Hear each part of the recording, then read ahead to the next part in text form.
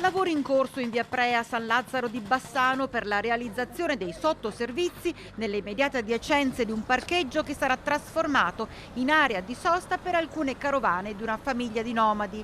Lavori decisi dall'attuale amministrazione già la scorsa estate, come si evince dalla delibera di giunta dell'11 agosto 2023, in cui si stabiliva che la famiglia in questione dovesse traslocare dall'ex caserma Fincato a via Pre.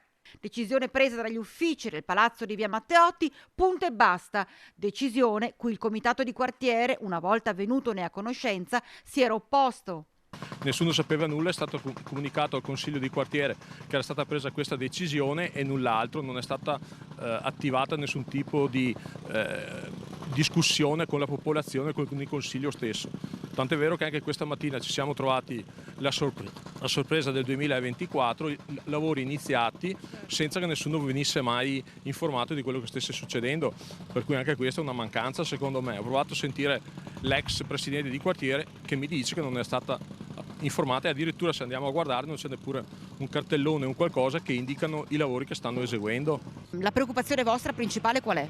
Noi abbiamo paura che poi alla fine da una famiglia a cui possano arrivare molte altre persone diventi un vero e proprio campo nomadi che potrebbe diventare pericoloso e rischioso per i residenti. Con quello che abbiamo passato fino adesso, no, ne abbiamo avute parecchie, li abbiamo trovati a casa diverse volte, no, e non è bello, non è bello. E voi temete che questa cosa possa ripetersi permettendo a 2 roulotte che si installino? Esattamente, perché dopo da 2 diventano sicuramente 4. In tutto questo, sempre carta canta, il Comune ha stabilito una cifra di 30.000 euro per i lavori di adeguamento del parcheggio pubblico in area sosta riservata a solo un nucleo familiare. Si sta cercando di risolvere un problema, secondo me, come ho già detto in altre occasioni, creandone probabilmente un altro.